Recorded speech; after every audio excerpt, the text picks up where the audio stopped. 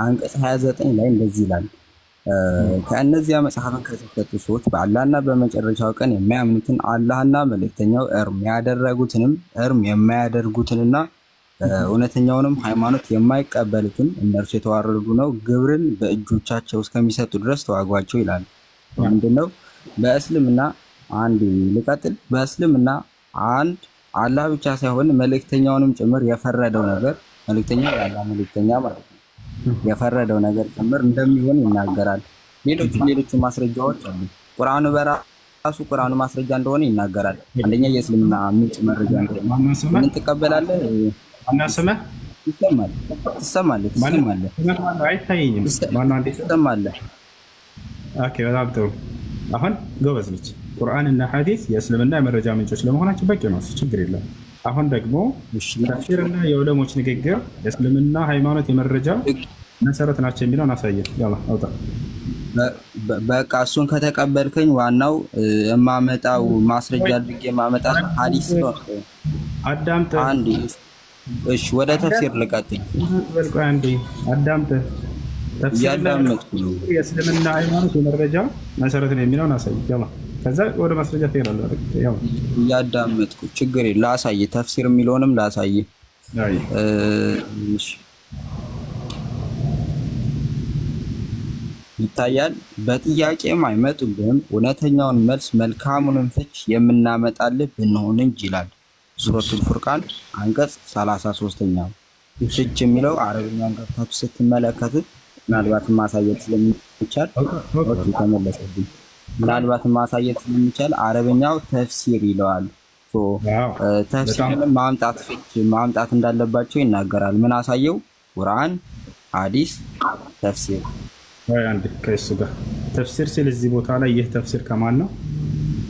ፍች ከእናንተ ከራሳችሁ እኛ የምናመጣው ሳይሆን የእናንተው ከራሳችሁ ማለት ነው። አይደለም። እሺ ምንድነው? ንገረኝ። ካልሆነ ንገረኝ። አንተ ይሆነ እዚህ እያነበየው አንብበህ እንኳን ዘመራህ አትችልም። ከማን ነው የተፍሲሩ? ካልሆነ ንገረኝ። ችግር የለም። ከማን ነው ተፍሲሩ? ንገረኝ። ችግር የለም። ለማን ተፍሲር ነው እየተናገረ ያለው? መልሼልህ አይደለም ስላልኩኝ እሱ አንተ አሁን የሆነውን ንገረኝ። አሁን አንተ ምን አልክ መሰለህ? ከሰዎች ስለሚገኝ ተፍሲር እያልክ ነው አይደለ? እንደሱ አይደለም። ከማን እንደሱ አላልኩም። ከእናንተ ሆነ ያልኩት ኢስላማዊ ነው። ችግር የለም። ችግር የለም። እሱ ንገረኝ። አንተ ንገረኝ። ይኸው የሚፈልግልህ አደም እሱን ሳይሆን ከእኛ እያለ አላህ እየተናገረ ነው። ኢላ ጂእናከ ማለት ያመጣንልህ ቢሆን እንጂ ይላል።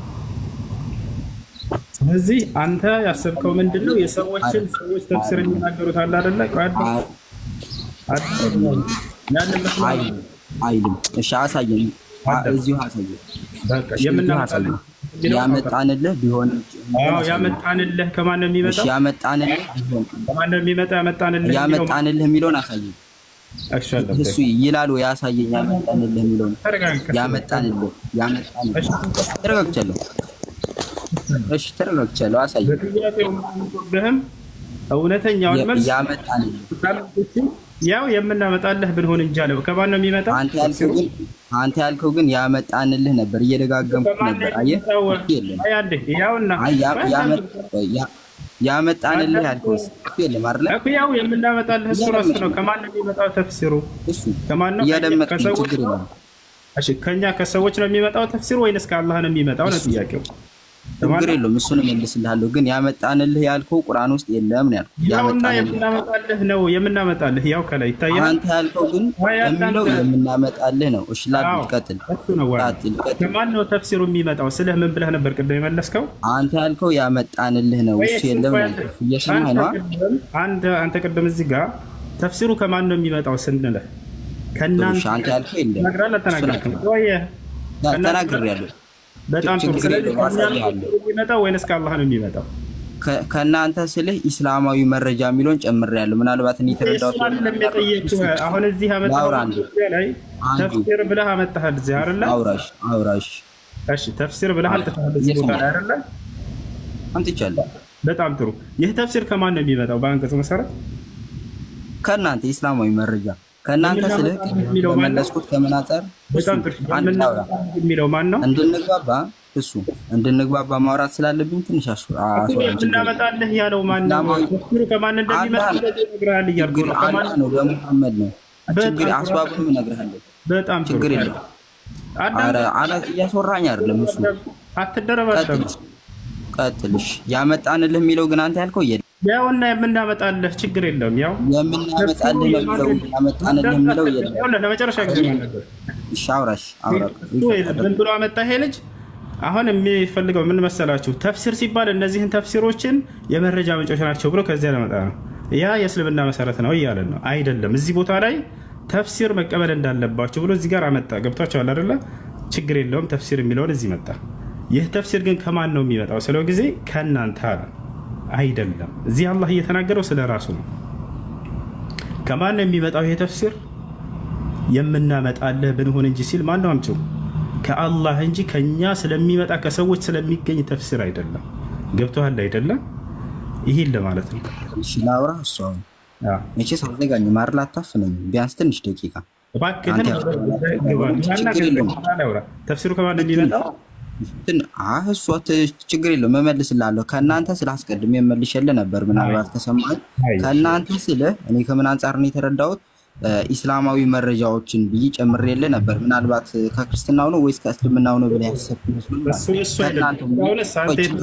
ገብቶኛል። አሁን የጠየቅኝ ገብቶኛል እኮ እሱ እያብራራሁልህ ነው። ኢስላማዊ መረጃ ብዬ ስለጨመርኩለት ማለት አስባቡንም ልነግርህ እችላለሁ።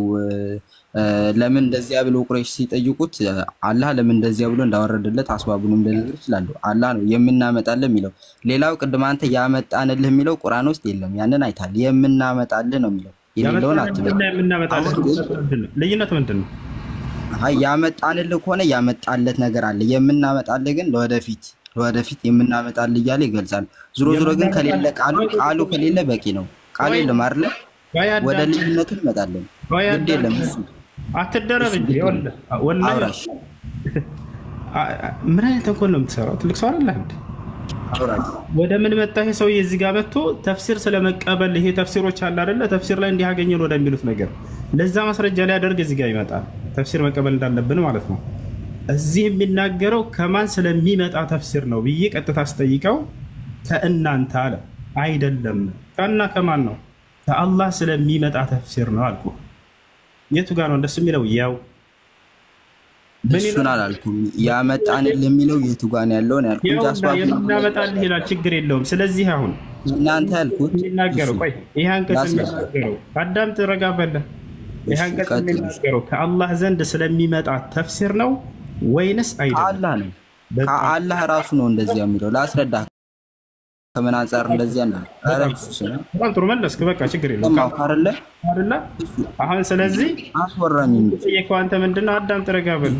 ከሰዎች የሚመጣን ተፍሲር የእስልምና ሃይማኖት የመረጃ ምንጭና መሰረት ለመሆኑ ማስረጃ አምጣ ነው የተባልከው። ይሄ ደግሞ ለዚያ ማስረጃ ሊሆን አይችልም። ምክንያቱም ይህ የሚናገረው ከሰዎች ዘንድ ስለሚገኝ ተፍሲር ሳይሆን ከአላህ ሱብሓነሁ ወተዓላ ዘንድ ስለሚገኝ ተፍሲር ነው።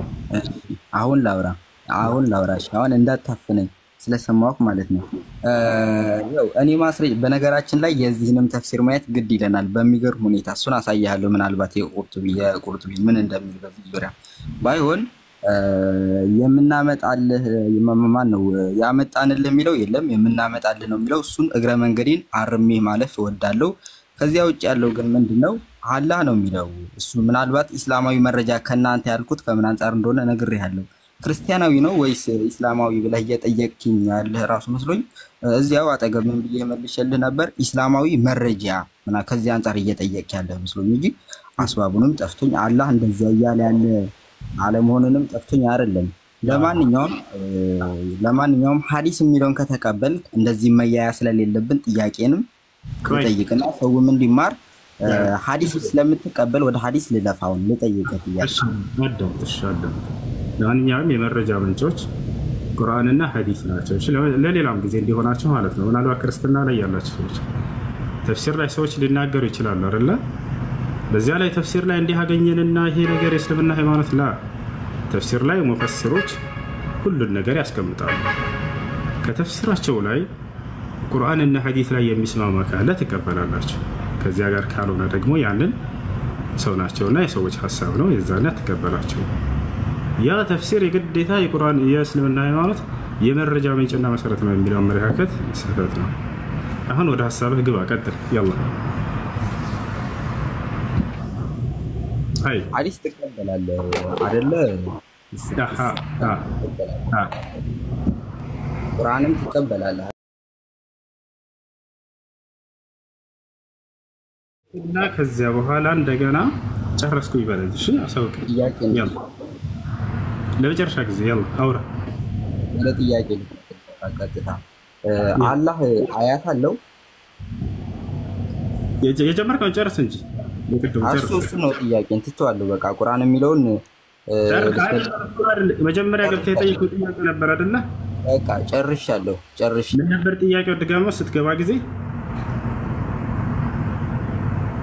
ገስተላይ ሰው አይታየኝ አያችሁ አይደለ በላም የሚባል ነብይ ያለ የለም ብሎ ነበር አለኝ ማስረጃ ብሎ ነበር አይደለ ይሄን ማውጣት ሳይችል ለምን አስወረድከው እኔ አይደለሁም ያስወረድኩት ማን እንዳለ ላይ መቀጠል ከፈለክ እሱን አንተ መቀጠል ትችላለህ ክርስቲያን ነህ ሰው አይታየኝም ገስተላይ በነገራችን ላይ አው ክርስቲያን እሺ እሱ የጀመረው መቀጠል ትፈልጋለህ ወይንስ ጥያቄ አለ ወይንስ እኔ ልጠይቅህ ምርጥ ደስ ያለህ ያው እስኪ አንድ ቁጥር የጻፈ ነው እሱን አስገባውና ከሱ ጋር ጨርስ ኦኬ አንድ አላህ አያት አለው ብሎ ነው አይደል የተናገረው ስለዚህ ከእንዲህ አይነት ጋር ምረታ ይቻላል ወደ በልዓም ልመለስ ወደ በልዓም ልመለስ አድነሽ አውርድ ልጠይቅህ አላህ አያት አለው ብለህ ጀመርክ አይደል ያው ክርስቲያኖች ይሄ ነው በቃ ያላችሁ ሌላ ምንም የላችሁ አላህ አያት አለው እንትን አለው መሐመድ እንደዚህ ነው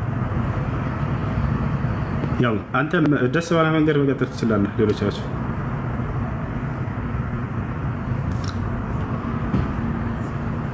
አይ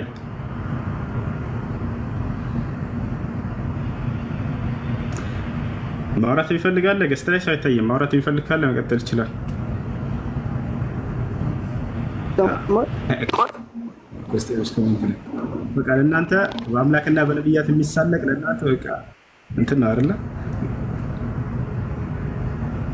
በጣም ታሳዝኑ ወላሂ አምላክን መጥቶ የሚሰርብላችሁ ምናምን ሰው ካለ ትወዳላችሁ ይሄም አሁን ሰርቦ ቢወጣ ይሄንንም አሁን እርግጠኛ ነኝ ጀግና ነው የምትሉት እዚህ ያሉትን ክርስቲያኖች ማለት ነው ማን ተጃም ተካራ መጥቶ አላህ እንዲህ ያድርገው ብሎ ቢሳደብ ጀግና ነው ለእናንተ አይደል ስርዓት የሚባል ነገር ከፍ ያደርጋችሁ እናንተ ጥያቄ ያለው ማንኛውም ክርስቲያን በስነ ስርዓት አይደል እሱ እኮ አሁን አልሰደበም አይደል በስርዓት እየጠየቀ ነው ጥያቄውን በስርዓት መመለስ ነው አንተ ሌላ ነገር ነው ምን እንትን እሺ ምንድን ነው የጠየቀው ጥያቄ ጥያቄ ምንድን ነው በልዓም የሚባል ነብይ አለ አይደል እሱን አይደለም ያልኩት ጋርማ አየው አውራ ብዬው መጀመሪያ ጀመርከው ጥያቄ ቀጥል እያልኩት እያስቀጠልኩ ነበር እኮ አይ አሁን እኔ እንደሰማሁት ከሆነ አልሰደበም እዚህ ጋር እና ከገስት ለምን ታወጣላችሁ ነው ያለው ምንድን ነው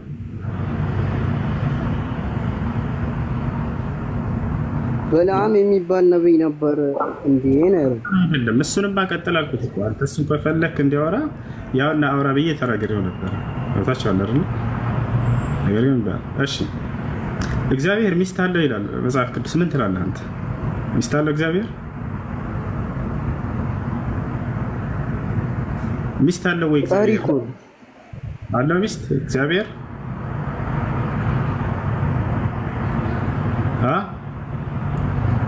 አሎ አሁን ሪፕላይ ላይ በስርዓት አውረው እንዳላወርድ ምን ማለት ነው እኔ አሁን ክፉ ቃል ወጣ ካፌ አይደለም ከኔ ጋር ማውራት ትፈልጋለህ አትፈልግም ካልፈለክ ወረድና ኮሜንት ላይ እሱን ንግግር ተናገር ክርስቲያኖች ካላችሁ ማውራት ትችላላችሁ ገስት ላይ ሰው አይታይም ሌላ ክርስቲያን ካለ ያወራ በቃ እኮ የሱን ጥያቄ ጤነኛ አይደለም እንደነሱ ሰዎች شو يعني السلام عليكم وسو السلام عليكم وعليكم وسو وندمي السلام عليكم ورحمة الله وبركاته سلام وسو هذا الحمد لله الله الحمد لله በጣም አድናቂክ ነኝ አላህ ይጨምርልኝ ያው በጣም ይከታተላለሁ። ገና ዛሬ ሲገባ ነው። ብዙ ጊዜ ጉልበት ስራ ነው የሚሰራው። እንደውም በዚህ ቀጥልበት። ሰሞኑን ትንሽ ቀዝቀዝ ብለሃል።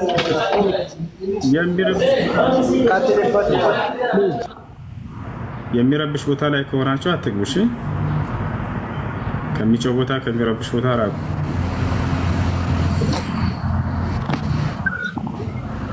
እሺ ልጆች ታብ ለምን አታ ሰላም ነው እሱ ገስት ላይ ምንም ሰው አይታየኝም። ታብ አድርጉ። ሰላም ነው፣ እንዴት ነህ? ሰላም ነው እሱ ሰላም አማን ነው። እግዚአብሔር ይመስገን። እንዴት ነህ? አለ አልሐምዱሊላህ። አለው አንድ ጥያቄ ነበረኝ። እሺ ጥያቄ ምንድን ነው? ኢሳ ማለት ምን ማለት ነው እናንተ ጋር? ኢሳ ማለት የተረጋጋ ረጋ ያለ ሰከን ያለ የጥበብ ባለቤት هذا هو عيسى። ማስረጃ ታቀርብኛለህ ከቁርአን? ኦኬ ቁርአን ላይ ያለው ስማቸው ነው። የሁሉም ነብያት ስማቸው ነው ያለው። ኢብራሂም ማለት እንዲህ ማለት ነው ብሎ አላህ ሊዘረዝር አልመጣም። ሙሳ ማለት እንዲህ ማለት ነው። ዒሳ የሚለው ረጅሉን ሃዲ የተረጋጋ ረጋ ያለ ማለት ነው። በአረበኛ ቋንቋ ትርጉሙን ላሳየህ እችላለሁ። የስሙ ትርጉም እሺ፣ አሳየኝ ከቁርአን እኮ አንተ ከኪስ ያታወጣ እኮ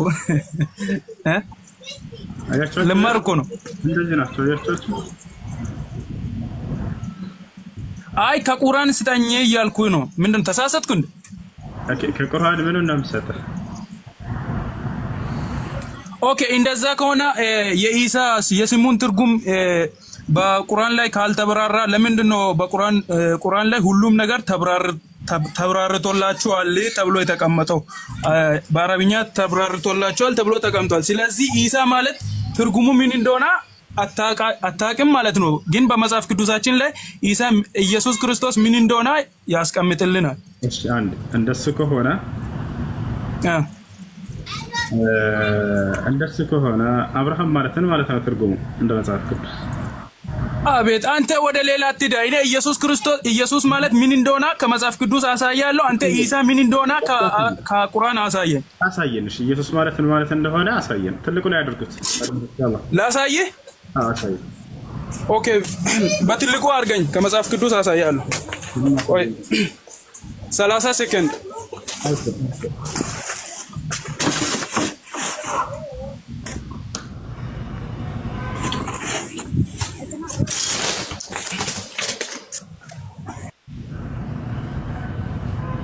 እሺ ሌላ ጥያቄ አለ? ሌላ ክርስቲያን አለ ከገባችሁት? ገስት ላይ ሰው አያሳይም። ኮፒ ሊንክ ታብ ብታደርጉስ? ሰላም አለይኩም ሁዙ። ወአለይኩም ሰላም ወራህመቱላህ። ፕሮፋይል ኮፒ ሊንክ አድርጉ። እሺ ያ ጀማዓ ታች ያላችሁ ሰዎች እዚህ ሳይሆን ኮፒ ሊንክ የምታደርጉት ፕሮፋይል ውስጥ እየገባችሁ ኮፒ ሊንክ አድርጉ። ሪፖርት ነው። አሁን እኛ ማን እንደገባ እያሳየውም አይደለም። ገስት እየታየው ካልሆነ አስቸጋሪ ነው፣ ለመቆጣጠርም ያስቸግራል። ስለዚህ ፕሮፋይል ውስጡ እየገባችሁ ከፈለጋችሁ አሳያችኋለሁ። ከትንሽ ቆይቶ ፕሮፋይል ውስጥ እየገባችሁ ኮፒ ሊንክ አድርጉ። አንዴ እንደው ከፍቼ አሳያችኋለሁ። ጥያቄ ያለው አንድ ሰው ይቀጥል እስከዛ።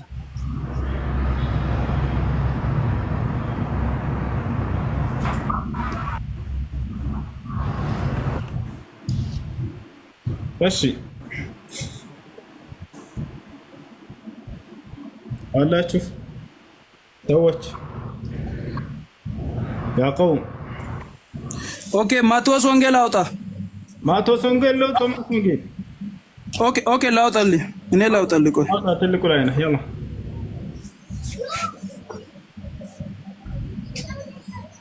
ይታያችኋል እንዴ? ከፍቷል። ጨለማ ነው ሁሉ ነገር ከኔ ጋር። ምን ይሻላል? ቅዱስ ነው። ቆይ አልከፈተም። ብዙ ያማ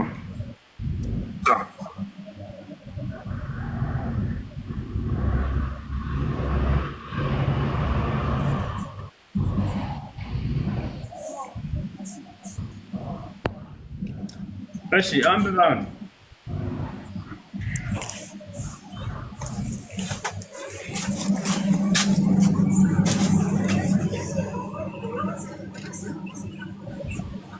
ኦኬ ማቴዎስ ወንጌል ምዕራፍ 1 ቁጥር 23 ላይ እንዲህ ይላል እነሆ ድንግል ትጸንሳለች ልጅም ትወልዳለች ስሙንም አማኑኤል ይሉታል የተባለው ይፈጸም ዘንድ ይህ ሁሉ ሆኗል። ትርጓሜውም እግዚአብሔር ከኛ ጋር የሚል ነው። ዮሴፍም ከእንቅልፉ ነቅቶ የጌታ መልአክ 21 ላይ ልጅም ትወልዳለች እርሱም ሕዝቡን ከኃጢአታቸው ያድናቸዋልና ስሙም ኢየሱስ ትለዋለህ ይላል። ስለዚህ የስሙ ትርጉም ሕዝብን ከኃጢአት የሚያድን ስም ማለት ነው። እናንተ ጋር ኢሳ ማለት ምን እንደሆነ ትርጉሙን አያስቀምጥም አይለም። እንደሱ አይለም። ኢየሱስ ማለት ሕዝቡን ከኃጢአት ያድናቸዋል ማለት ነው የሚል የለም። ከየት ነው ያመጣው? ጤኛ አይደለም እንዴ? አትጮህ። በመጮህ አይደለም፣ ረጋ ብለህ አውራ። ደግሞ ማስረጃ ይጮህ። እሺ ድምጽ አይደለም መጮህ ያለበት። ሚዩቱን አንሱለት አድርጋችሁት ከሆነ ዘለቀ አንድ ሚዩቱን አንሱለት ልጆች። ለምን ሚዩት አድርጋችሁት? ከፍተው ነው የሰጡት ቲክቶክ ምናልባት አይሰማም። ረጋ ብለህ ተናገር። ኢየሱስ ማለት ብለህ ፍቹን አስቀምጥልን ከመጽሐፍ ቅዱስ ላይ ምን ማለት እንደሆነ። ኦኬ እንዲህ ይላል ቁጥር 21 ላይ ማቴዎስ ወንጌል ከላይ እንደዚህ ይላል የጌታችን የኢየሱስ ክርስቶስ ወንጌል ቅዱስ ማቴዎስ እንደጻፈው ይላል። ስለዚህ ስለ ኢየሱስ ክርስቶስ ነው እያወራለሁ። ከዛ 21 ላይ ምን ይላል? ልጅም ትወልዳለች እርሱም ሕዝቡን ከኃጢአታቸው ያድናቸዋልና ስሙን ኢየሱስ ትለዋለህ አለ። ኦኬ አሁን እዚህ ቦታ ላይ ኢየሱስ ማለት ሕዝቡን ከኃጢአት ያድናል ማለት ነው የሚላለው ወይስ የለም? እና አሳየኝ። እናንተ ጋር እንደዚህ አይነት እኮ እኛ ጋር ትርጉም አለ። ስለ ኢየሱስ ክርስቶስ የተቀመጠው የስሙ ትርጉም አለ። እናንተ ጋር የት ነው ያለው? ኢሳ ማለት ምን እንደሆነ ማን እንደሆነ አይታወቅም፣ አታውቁምም። ኢየሱስ ማለት ሕዝቡን ከኃጢአት ያድናል ማለት ነው የሚል ቃል የቱ ጋር ያገኘው? ኦኬ ቁጥር 21 ላይ አውጣ። እርሱ ሕዝቡን ከኃጢአታቸው ያድናቸዋልና ስሙን ኢየሱስ ትለዋለህ አለ እኮ። አዳምጥሽ። ኢየሱስ ብሎ የተቀመጠበት ቦታ የለም መጽሐፍ ቅዱስ ላይ ገናቸው። አንዱ የኢየሱስን ስራ እየገለጸልህ ነው። ከላይ ሕዝቡን ከኃጢአት ያድናል ተባለ። ስሙ ማን ነው? እናንተ ጋር እኮ እሱም የለም እኮ እሱ። አዳምጥ። እሺ ስሙ ተቀመጠ እንጂ የስሙ ትርጓሜ ከኃጢአት ያድናቸዋል ማለት ነው የሚል ቃል የለም። እሱ እኮ እዚህ ጋር አስቀመጠልኝ እኮ። እንደገና ላንብብን። ረበ ፈጣሪ አይለም እየሰማህ እኮ ነው። ምን አለ መሰለህ? ወንድ ልጅም ትወልዳለች። እናንተ ወንድ ልጅ የምትሉት እርሱ ምን ያደርጋል አለ እዚህ ጋር። እርሱ ሕዝቡን ከኃጢአታቸው ያድናቸዋልና። እሺ የሚያደርገውን ድርጊት ነው እየነገረህ ያለው እንጂ የስሙ ትርጓሜ ቀጥሎ ምን እያለ ነው? ስሙን ደግሞ ኢየሱስ ትለዋለህ አለ። አዎ ስሙ ማን ይባላል ከተባለ ኢየሱስ ይባላል ነው። ሃሌሉያ። ከላይ እየተናገረ ያለው ድርጊቱን እንጂ የስሙ ትርጓሜ አይደለም። እሺ አቤት። እሺ እንደዚህ አይነት ትርጉም ለኔ አሳየኝ ከቁርአን። ኢሳ የሚባል ነብይ እናንተ ጋር እኛማ የእናንተን ኢሳ አናውቅም፣ ግን ኢሳ የሚባል እሱ የስሙን ትርጉም አስቀምጥልኝ ንገረን። አዳምጥሽ። አሁን እዚህ ቦታ ላይ አንተ ኢየሱስ የሚለው ትርጓሜ ሕዝቡን ከኃጢአት ያድናል ማለት ነው የሚል ልታመጣ ፈልገህ ነበር፣ አላመጣህም። እሺ መጽሐፍ ቅዱስ አውጣ። አንተ ጋር መጽሐፍ ቅዱስ አውጣ። ምንድነው የሚለው እዚህ ጋር? ትንሽ እኔ ጋር እንትን ብሎ ነው እንጂ አትጮህ፣ እየሰማንህ ነው። ከላይ የተቀመጠው ድርጊቱ ነው። ምን ያደርጋል ከተባለ ሕዝቡን ከኃጢአት ያድናቸዋል አለ። ገብቶሃል አይደለ? ስሙን ማን የሚለውን ደግሞ ቀጥሎ ስሙንም ኢየሱስ ትይዋለሽ አለ። ስለምትወልደው ልጅ ስም ተነገረ እንጂ የስሙ ትርጓሜ ሕዝቡን ከኃጢአት ያድናቸዋል ማለት ነው የሚል ቃል የለም ከእርሱ ጋር። እሺ አንድ ጥያቄ ልጠይቅ። ኢየሱስ ተወልዶ አንተን ከኃጢአት አድኗል? ኢየሱስ ራሱን ማዳን አይችልም። ዮሐንስ ወንጌል ምዕራፍ 12 ቁጥር 27 ግለጥ አንብብ። እዚህ ጋር እናውራ። አንተ እኮ አትሩ። እዚህ ጋር እናውራ እኮ። ወዳንተ ሰው ይጥልኝ አይደለ? ጠየቀኝ አይደለ?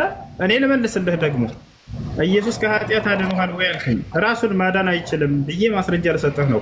የምነግርህን ማስረጃ አውጣ። ዮሐንስ ወንጌል ምዕራፍ 12 ቁጥር 27 አንብበው። ምን ይላል? ያላ እሺ እዚህ ጋር መልስ የለም። አንብብ። ዮሐንስ ወንጌል ምዕራፍ 12 ቁጥር 27 ያው ለተጠየቁት እኔ እየመለስኩ ነው። እሺ እየመለስኩ ነው። አሁን አንድ ጥያቄ ጠይቀው፣ ሁለተኛ ጥያቄ ልጠይቅ። አውጣና እሱን ወደ ሁለተኛው ጥያቄ ትሄዳለህ። ጌታ ሰው ያላ ዮሐንስ ወንጌል ምዕራፍ 12 ቁጥር 27 እሱ በሰውነቱ እኮ የሚያደርጉ ነገሮች አሉ። ኢየሱስ ክርስቶስ ፍጹም ሰው ፍጹም አምላክ እንደሆነ እኮ እናምናለን። እንመጣለን፣ ወደሱ እንመጣለን። አሁን አውጣና አንብብልን። ራሱን ማዳን እንደማይችል በአንደበትህ ስታነበው ደስ ሲል ያላ አንብብ እኮ እዚህ ጋር አምናል ኢየሱስ ክርስቶስ ስሙ ከኃጢአት እንደሚያድን። አውጣ መጀመሪያ የተባልከውና እኔ ጠየቀኝ አይደለ? እኔ ነኝ የምመልስ። እሺ እዚህ ጋር መልስ አልተመለሰልኝም እኮ ለሱ ጠየቀኝ። ሰውዬው ጤነኛ አይደለም እንዴ?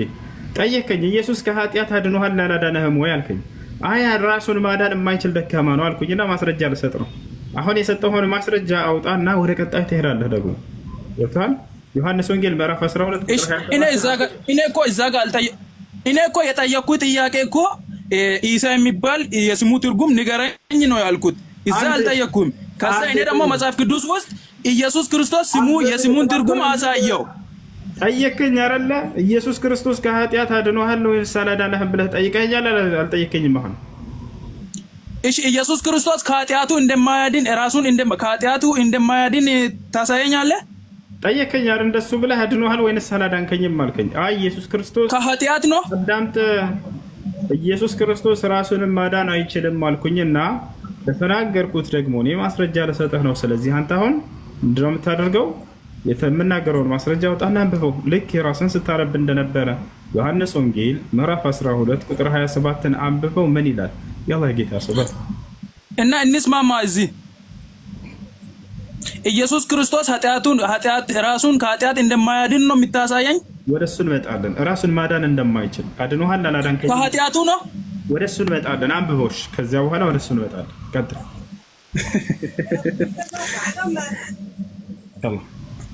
የተኛውን ላንብብልህ።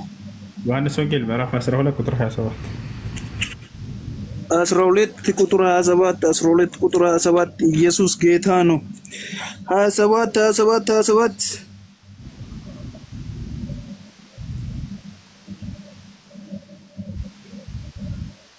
ሰይጣንም አልታየኩ የሚለው ነው። ዮሐንስ ወንጌል ምዕራፍ 12 ቁጥር 27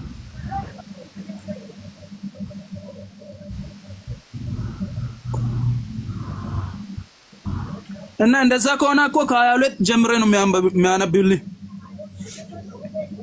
አንብብ። ከዚህም በኋላ ጋኔን ያደረበት ዕውር ዲዳም ወደ እርሱ አመጡ። ዕውሩም ዲዳውን ዮሐንስ ወንጌል ምዕራፍ 12 ቁጥር 27 አንብበ።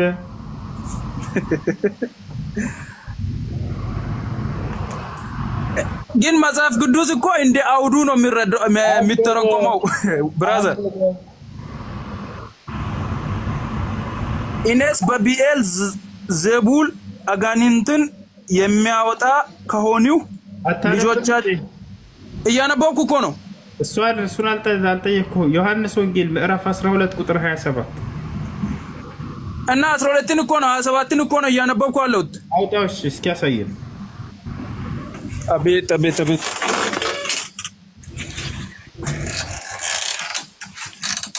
ትንሽ እንትን ስላላ ነው ግን እሺ የምን ይላል? ዮሐንስ ወንጌል ካሜራ አጥረገው፣ የስልክን ካሜራ አጥረገው። አይ እንደዛ ነው። ይቅርታ። ዮሐንስ ወንጌል ስንት ነው እያነበብክ ያለው? ግን እኮ ባትሪም ልዘጋብኝ ነው። ጥያቄ ልጠይቅ፣ አንድ ጥያቄ ቀርቶኛል። አንብበው። ዮሐንስ ወንጌል ምዕራፍ 12 ቁጥር 27 ምን ይላል? አንብበው። 27ን እኮ አነበብኩልህ። ምን ይላል መሰለህ? እሺ ሰይጣንም የሚለውን ቀጥሎ ነው። ሰይጣንም ነው የሚለው እና 27 እንግዲህ መንግስቱ እንዴት ትቆማለች ከሚለው ቀጥሎ ነው። በአማርኛ ቁጥር ነው የተጻፈው ወይንስ በምንድን ነው? ቁጥሩ በምንድን ነው? በግዕዝ ነው። ግዕዝኛ ቁጥር ትችላለህ እኮ በደንብ እንጂ።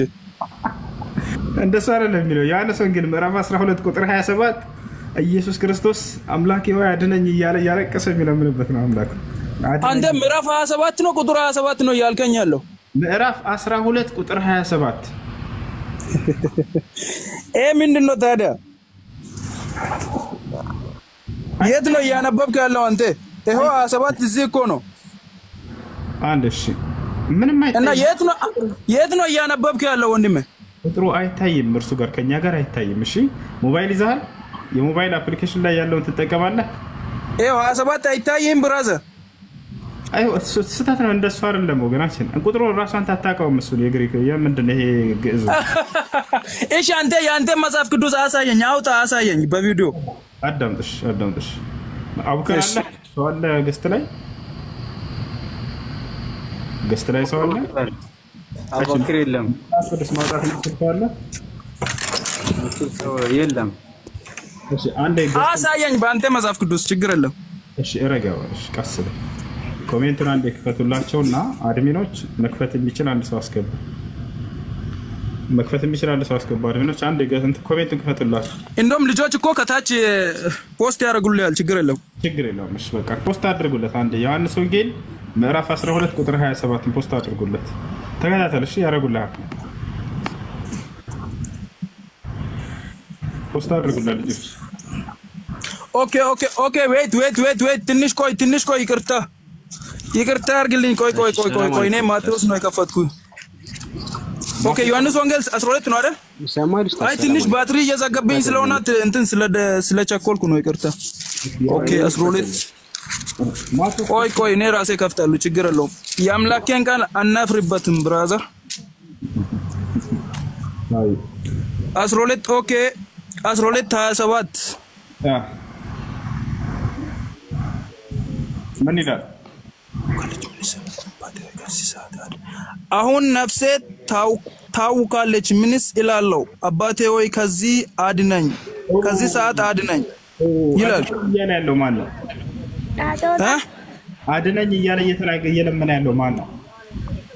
ኢየሱስ ክርስቶስ በሰውነቱ አምላክን እየለመነ ነው። በጣም ጥሩ። ኢየሱስ ክርስቶስ አምላኩን እየለመነ ነው አለ። አዎ አባቱንና አምላኩን ይገርማል። አምላክ አለው ኢየሱስ ክርስቶስ፣ አምላኩን ደግሞ ይለምናል። 6 አካባቢ አላህ ትክክለኛውን መንገድ ምረኒ ይላል። ዝም ብሎ አላህ ማለት ነው። ትክክለኛውም ሌላን አላህ እየለመና ነው ማለት ነው። ትክክለኛውን መንገድ ምረኒ ይላል ዝም ብሎ። ታዲያ አላህ ይለምናል። የክርስቲያኖች መጨረሻ እና ያንተ መጨረሻ እንደዚህ እኮ ነው ብራዘር። አንዴ እኔ እኮ ግልጽ አድርጌ ያወራው ነው። ኢየሱስ ክርስቶስ ፍጹም አምላክ ፍጹም ሰው ነው እያልኩ ነው።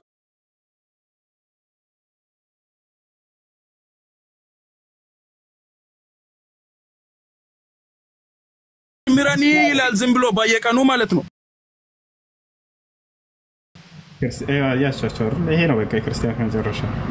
አቤት አንተ ስትሳደብ ምንም አይደለም፣ ግን እኛ ምንም ማድረግ አይቻልም። እና አይደለም ያወረድኩት ያው ሊያወርዱትም ይገባል በስነ ስርዓት። ልክ በቃ ሲበሉ ጊዜ የሆነ ስህተት ላይ እንዳሉ ሲያውቁ ጊዜ የመጨረሻ እንትናቸው ተሳድበው መውጣት ነው። ይሄ ነው።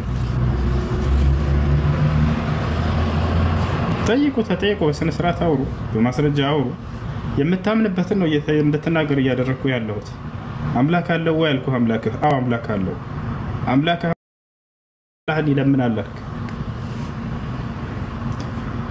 እሺ በጨዋ ደንብ አውሩ ክርስቲያኖች። ይሄ መሰዳደብ መዘላለፍ ምንም አይጠቅምም። ካላችሁ በሱረቱል ፋቲሃ ላይ ቁጥር 6 ላይ ጥያቄ አለኝ፣ በዛ ችግር የለም። እሺ ለማንኛውም አምላክ ሆኖ አምላኩን የሚለምን ቁማቸው አስቡ። ወላሂ አዝም አምላካችሁ አምላኩን ሲለምን አምላኩን ይለምናል እያለ እየሰማችሁት ነው። አምላክን ሲለምን አስባችሁታል? አምላክ ማለት በባህሪው ሁሉን ነገር በራሱ ማድረግ የሚችል ነው። አምላክ ብለህ ጠርተኸው ይህ አምላክ ሌላን አምላክ ይለምናል ካለቀ በቃ ልጆች ወላሂ ሊዘጋ ነው። ምን ይሻላል? ለምን ታባት አታደርጉም? ለምን ኮፒ ሊንክ አታደርጉም? ቲክቶክ በጣም መግባት የደበረኝ ያስጠላኝ አንደኛ ምክንያት ይሄ ነው።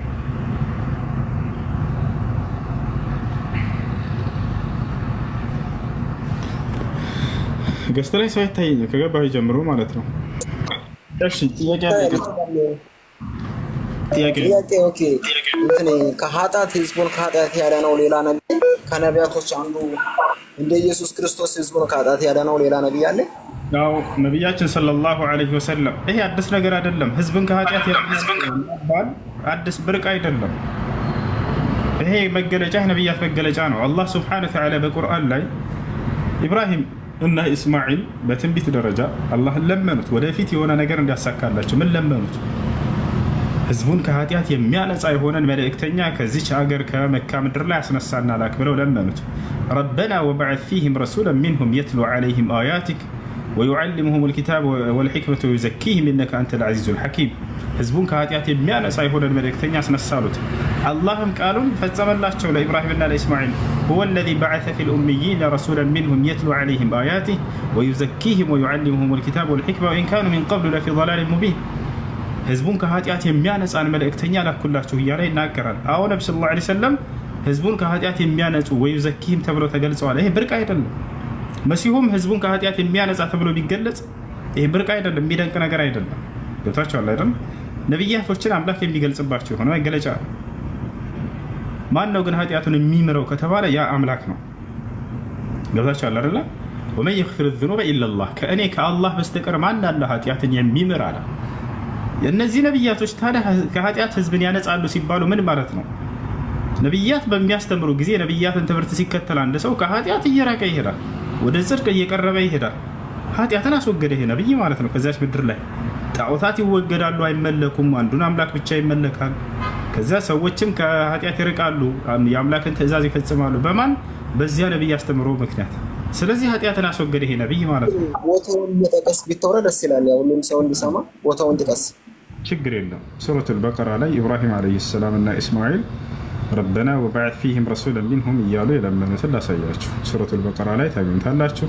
ልክ እንዲሁ በሱረቱል ጁሙዓ ላይ አንድ ቪዲዮ ትልቁ ላይ አድርጉትና እኔ ማድረግ አልችልም፣ የከፈተ ልጅ ካለ አስገንትን በሉለት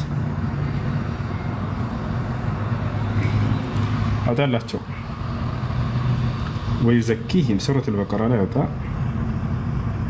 ሱረቱል ጁሙዓ ላይ ልክ እንዲሁ እንደፈጸመላቸው እናገኛለን። ቁጥር 180 ምን አካባቢ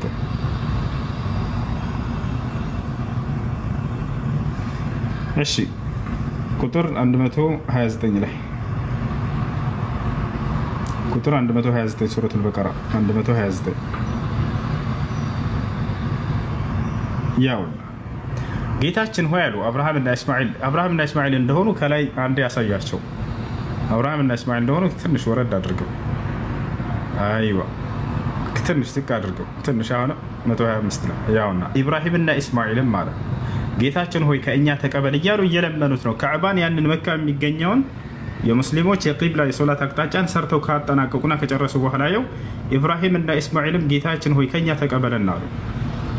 አንተ ሰሚውና አዋቂው አንተ ነህና የሚሉ ሲሆኑ ከቤቱ መሰረቶችን ከፍ ባደረጉት ጊዜ አስታውስ እያለ ይናገራል። አሁን 126 ላይ ያወጣል። 29 ላይ ምን ይላል? አሁን ተመልከቱ። እዚህ ጋር ጌታችን ሆይ አሉ። በውስጣቸውም በእነሱ የሆነን መልእክተኛ በእነርሱ ላይ አንቀጾችህን የሚያነብላቸው መጽሐፍንና ጥበብን የሚያስተምራቸውን ከክህደት የሚያጠራቸውንም ላክ አለ። አየህ፣ ከክህደት ብሎ በቅንፍ አስቀመጠው። አጠቃላይ የኃጢአት ሁሉ ዋና ክህደት ስለሆነ እሱን ለማመላከት ነው። ያው ህዝቡን ከምን የሚያጠራ ከክህደትም ሆነ ከኃጢአትም የሚያጠራ የሆነን መልእክተኛ ላክ እያሉ ተማጸኑት። አላህም ይሄን ቃል ፈጸመላቸው ለአብርሃምና ለኢስማኤል። አሁን ሱረቱል ጁሙዓ ምዕራፍ ቁጥር 2 ላይ ያወጣላቸው። ሱረቱል ጁሙዓ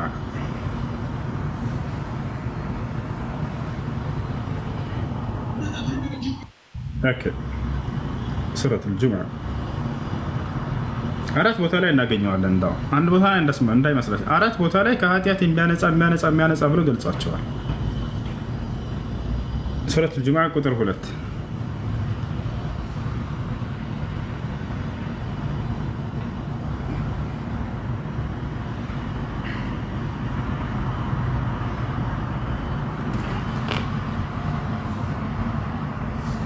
ያውና ተመልከቱ ምን ይላቸዋል። አሁንም እዚህ ጋር ያ እርሱ ያ ከህዝቡ ከማይማቸው ብሎ ጠቀሰው እምይ የሚለው ውስጥ አንቀጾችን ቁርአንን በእነርሱ ላይ የሚያነብላቸው ከማጋራት የሚያጠራቸውንም ይላል።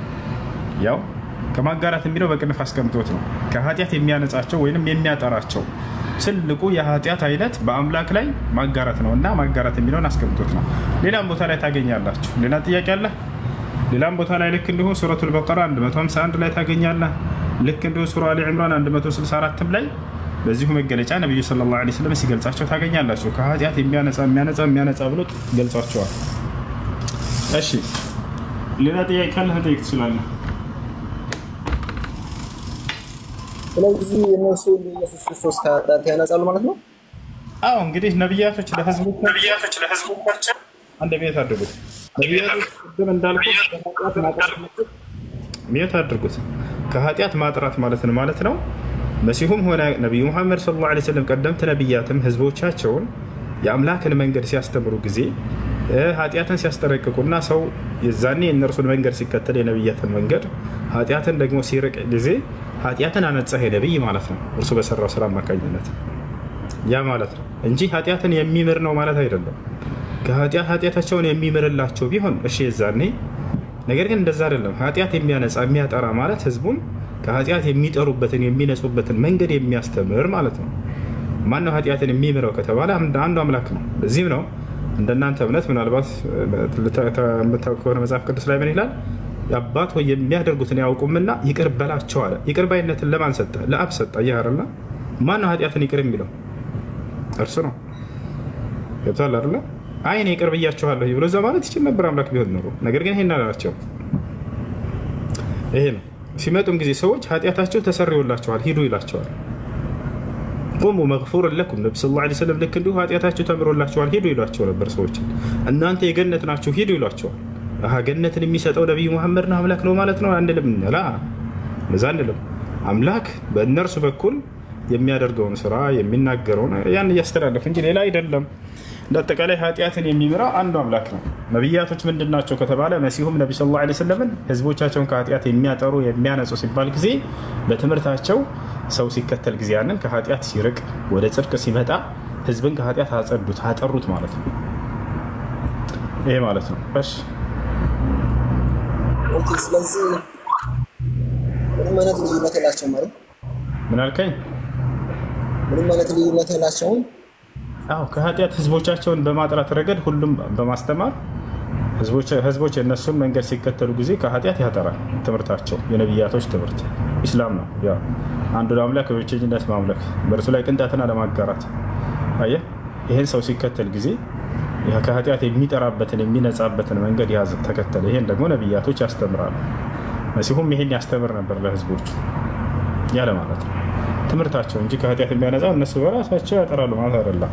ያን ትምህርት ሰው ተከትሎ ሲመራበት ጊዜ ከኃጢአት ይርቃል፣ ጽድቅን ያደርጋል። ስለዚህ ኃጢአትን አስወገደላቸው ለህዝቦች ያ ነብይ ማለት ነው።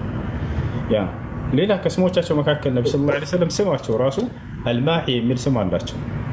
ማሂ ማለት የሚያጸዳ የሚያጠራ ማለት ነው፣ የሚያብስ ማለት ነው። ከምንድን ነው የሚያጠራው ከተባለ لأن الله يمحو به الخطايا ኃጢአትን በርሳቸው ያነጻልና። ቃል በቃል ነብዩ ሰለላሁ ዐለይሂ ወሰለም ስማቸውን ሲናገሩ ለኸምሰቱ አስማ አሉ። ለኔ አምስት አሉ። ከስሞች መካከል አምስት ስሞች አሉኝ ካሉ በኋላ ለኸምሰቱ አስማ انا محمد وانا احمد وانا الماحي وانا الحاشر وانا العاقب አሉ። እኔ ሙሐመድ ነኝ፣ እኔ አህመድ ነኝ፣ እኔ ማሂ ነኝ፣ እኔ ሐሽር ነኝ፣ እኔ ዓቂብ ነኝ አሉ። ማሂ ማለት የሚለው ሲናገሩ ምን አሉ? الذي يمحو الله بي الخطايا አሉ። ኃጢአትን በእኔ የሚያስወግድብኝ የሆንኩ ነኝና ብለው ተናገሩ። አየህ ኃጢአትን በርሳቸው ያስወግዳል አምላክ። ኃጢአትን በርሳቸው ያጠራል። ተረድተሃል? በጣም አሪፍና እንትን አንደኛ ቆሮንቶስ ምዕራፍ 15 ቁጥር 22 ላይ ሁሉም በአዳም እንደሚሞት ሁሉም ደግሞ በኢየሱስ ክርስቶስ ሕያዋን ሆነዋል ሆኖ እሱን የሚወክላል ያለው እዚህ ቦታ። እንግዲህ ሰዎች ህይወትን መንገድ እንትን ሲከተሉ ጊዜ በነብያት በኩል የመጣውን መንገድ ሲከተሉ ጊዜ ህይወትን ያገኛሉ። በክርስቶስ በኩል የመጣውን መንገድ ሲከተሉ ጊዜ ሰዎች ህይወትን ያገኛሉ። ትክክል ነው። በዘመኑ ለእስራኤል በተላከበት ጊዜ በእርሱ በኩል ካልሆነ በስተቀር ህይወትን አያገኙም። ነቢያችን ሰለላሁ ዐለይሂ ወሰለም ሐዲስ ላይ مثل الذي يذكر ربه والذي لا يذكر ربه كمثل الحي والميت አሉ። ያ ጌታውን አላህን የሚያውቅና እርሱን የሚያወሳ የሚገዛ እንዲሁም እርሱን የማያውቅና የማይገዛ ልክ እንደ ህያውና እንደ ሙታን ናቸው አሉ። አየህ ህያው የሚሆነው ሰው በዚያ በአንዱ አምላክ በአላህ ሱብሓነሁ ወተዓላ ህግና ስርዓት ሲከተል ጊዜ ህያው ይሆናል። ፈቃደና ልቀበልም ያለ ደግሞ ከሙታን ነው ብለው ተናገሩ። ሰውየው ህያው ቢሆንም እንኳን ከሙታን ነው የሚቆጠረው። አምላኩን የማያውቅና የአምላኩን ህግና ስርዓት የማይከተል። ስለዚህ ስለ ትምህርት ነው። አሁን በመሲሁ በኩል የመጣውን ትምህርት ሰው ሲከተል ጊዜ በዘመኑ ህያው ይሆናሉ። ያንን አንከተልም አሻፈረኝ ብለው ከካዱ ደግሞ ከሙታን ናቸው እነዚህ ሰዎች ህያው ሆነው መስለው ቢታዩም እንኳን ማለት ነው። ይሄ ነው። እሺ እዚህ ቦታ ኢየሱስ ክርስቶስን የሚወክል ነብይ አለ። ለምሳሌ ሙሴን ብንቀበል ሁሉም ነብያት ይሄ ባህሪ ያላቸው ኦኬ እንደዚህ ማለት ይቻላል። ሁሉም በአዳም እንደሚሞት ሁሉም ደግሞ በሙሴው የዋህ ሆኗል ማለት ይቻላል። በየዘመናቸው መሲሁ በዘመኑ ለተላከለት ህዝብ ነው። እንዲሁም ለሁሉም ነብያት እነ ሙሴ እና አብርሃም ሁላቸውም ለህዝቦቻቸው የህይወትን መንገድ ይሰጣሉ። የህይወት መንገድ ማለት ነው። ህያው የሚሆንበት አንድ ሰው ህያው የሚሆንበት የህይወት መንገድ ምንድነው? ዮሐንስ ወንጌል ምዕራፍ 17 ቁጥር 3 ላይ ስትሄድ ጊዜ ኢየሱስ ክርስቶስ ወደ ሰማይ ከፍ ብሎ ምን አለ? የዘላለማዊ ህይወት ማለት ምን ማለት እንደሆነ ሲናገር አባት ሆይ አንድና ብቸኛ እውነተኛ አምላክ አንተን እንዲሁም የላከውን ኢየሱስ ክርስቶስን ያውቁ ዘንድ ይህች ነች የዘላለማዊ ህይወት አለ። ያውቁ ዘንድ ቢለውን አስምርበት። ሰዎች ይሄንን እውቀት ሲያገኙ ጊዜ ህይወትን አገኙ ማለት ነው። ይሄን እውቀት ታዲያ ሙሴ ይሰጣል ወይ ስንል አዎ ይሰጣል፣ በደንብ አድርጎ ይሰጣል። የአምላክን አንድነት ማሳወቅ ይሄ ነው ህይወትን የሚያስገኘው። ያ አንዱ አምላክ ብቸኛ እንደሆነ በእርሱ ላይ ቅንጣት አጋር እንደሌለው ይሄን ሙሴ ይሰጥ ነበር፣ አብርሃም ይሰጥ ነበር፣ ሁሉም ነብያት ይሰጡ ነበር። በኋላ አይደለ ዛሬ ላይ እኛ እንሰጣቸዋለን ለሰዎች ስለ አንዱ አምላክና ስለ ነብያቶች ነብይነት እናስተምራቸዋለን። ይሄን የተቀበለ ከእርሱ ከአምላክ ዘንድ የተላኩ መልእክተኛ መሆናቸውን አምኖ የተቀበለ የዘላለማዊ ህይወትን ያገኛል ሰውየው። وهذه هي الحياة الأبدية أن يعرفوك أنت الإله الحقيقي وحدك ويسوع المسيح الذي أرسلته ያው እውነተኛ አምላክ ብቻ ይሆን ካንተና የላከውንም ኢየሱስ ክርስቶስን ያውቁ ዘንድ ያውቁ የሚለውን አስምርበት። እሺ ይህ ነው ይህች ነች የዘላለማዊ ህይወት አለ። ይህን እውቀት ነው የዘላለማዊ ህይወት የሚያስገኘው እያለ ነው። እውቀቱ ምንድነው ከተባለ ምን ሳውቅ ጊዜ ስለ አንዱ አምላክ አምላክነት ስለ ላከው መልእክተኛነት ስታውቅ ጊዜ ይሄ ነው። ይሄን ደግሞ ሙሴ ያደርግ ነበር ወይ ብዬ ብጠይቅህ አዎ ሙሴ ስለ አንዱ አምላክ ያስተምር ነበር አያስተምርም? ያስተምራል። አይደለ እርሱ መልእክተኛና ነብይ እንደሆነ ከእርሱ ዘንድ የተላከ ያስተምራል። አዎ ያስተምራሉ ነብያቶች። መሲሁም ይሄን ነው እያለ ያለው ስለ አንዱ አምላክ አስተማረና እርሱ ደግሞ የተላከ መልእክተኛ ከአንዱ አምላክ የተላከ መልእክተኛ መሆኑን አስተማረ። ይሄን ያወቀ ሰው የዘላለማዊ ህይወት እንደሚያገኝ ይነግራቸዋል እዚሁ ላይ። ኦኬ እዚህ ጋር የተናገረው ማን ነው? እዚህ ጋር የተናገረው ኢየሱስ ነው እየተናገረ ያለው። ኦኬ በጣም አሪፍ።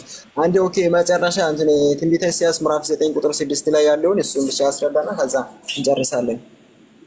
አውጣለት። ትንቢተ ኢሳይያስ ምዕራፍ 9 ቁጥር 6 አልሰማሁም። አንዴ ንገረኝ። ኢሳይያስ ትንቢተ ኢሳይያስ ምዕራፍ 9 ቁጥር 6 እሺ ትንቢተ ኢሳይያስ ምዕራፍ 9 ቁጥር 6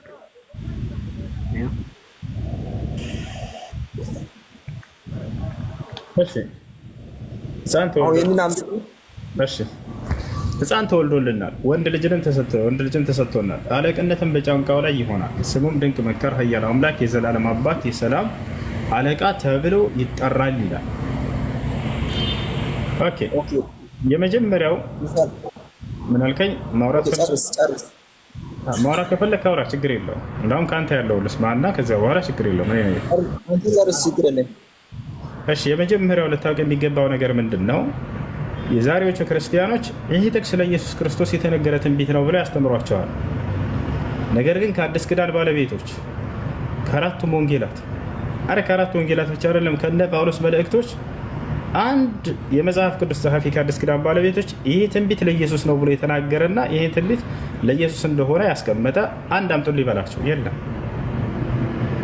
ታገኛለህ መጽሐፍ ቅዱስ ላይ ይሄ ትንቢት ለኢየሱስ ክርስቶስ ነው ብሎ የተናገረ አንድ የአዲስ ኪዳን ባለቤት ታውቃለህ? አታውቅም?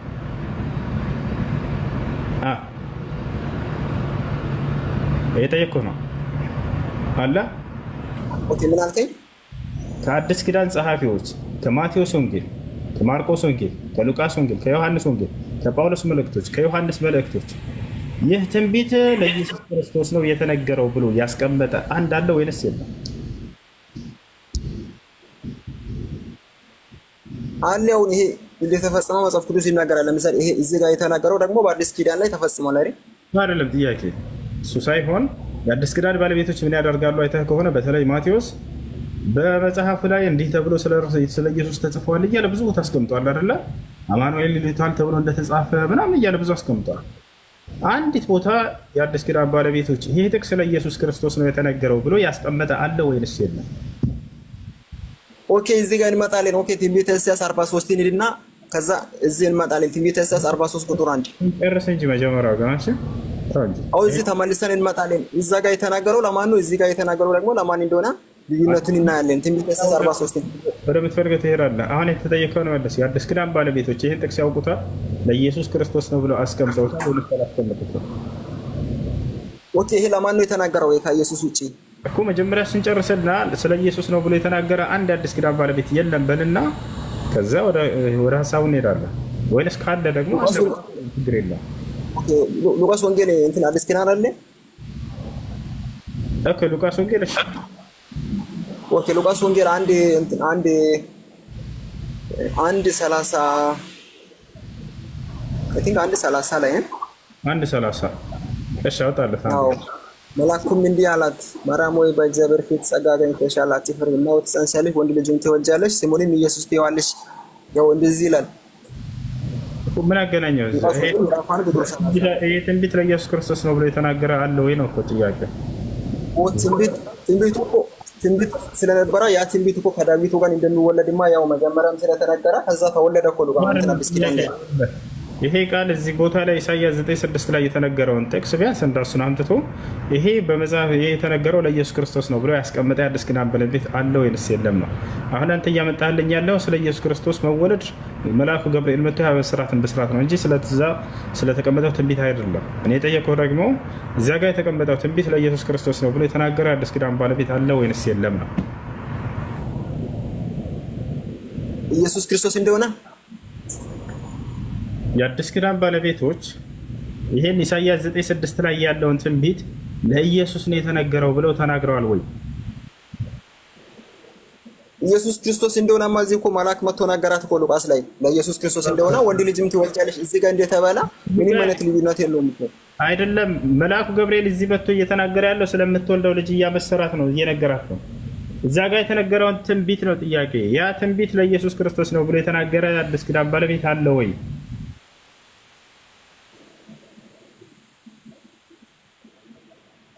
ይሄ የአዲስ የብሉይ ኪዳን ባለቤት እዛ ጋርም ሄዶ አዲስ ኪዳን ላይ ተፈጸመ እኮ። ታዲያ አንተ ለማን ነው ትላለህ? እዚህ ቦታ አንተ አስረዳ እስቲ። እሺ ለማንኛውም የአዲስ ኪዳን ባለቤት ይሄን ጥቅስ ለኢየሱስ ነው የተነገረው ብለው ከዚህ ወስደው እንትን ብለዋል ወይ? ቆታ አድርገውልሃል ወይ? አላደረጉም ጭራሽ የለም አይደለ? ያ ነው እዚህ ጋር ወንድ ልጅ እንደሚወለድ ያው ወንድ ልጅ ተወልዶልናል ያለው እዛ ጋር ደግሞ ወንድ ልጅ ትወልጃለሽ ስሙንም ኢየሱስ ትያለሽ ያው ምንም አይነት ልዩነት የለውም። ወንድ ልጅ መወለዱን እስማኤል ተነግሮለታል። እስማኤል ምን ተብሏል? እነሆ ትጸንሻለሽ ወንድ ልጅንም ትወልጃለሽ ስሙንም እስማኤል ትይዋለሽ ተብሎ በትንቢት በመልአኩ ገብርኤል መጥቶ ነግሯታል። ምን ትላለህ? አያስኬድም። እንደሱ አይደለም። እዚህ ቦታ ላይ እኔ ንጹህ አይምሮ ላለው ክርስቲያን እውነትን ማወቅ ለሚፈልግ ይህ በማን ላይ ነው የተፈጸመው? በአዲስ ኪዳን ባለቤት ላይ ለኢየሱስ ነው ብሎ የተናገረ የለም። ታዲያ ማን ላይ ነው ይሄ የተፈጸመው? ማን ላይ ነው ይህ የተፈጸመው?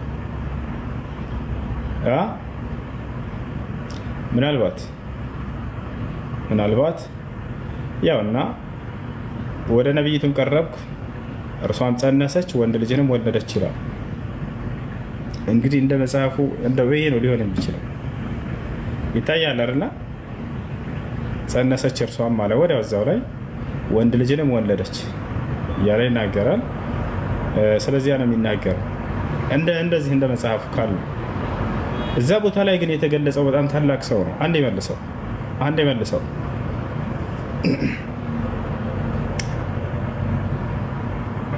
እንዳትደነግጡ እናዳምጡ።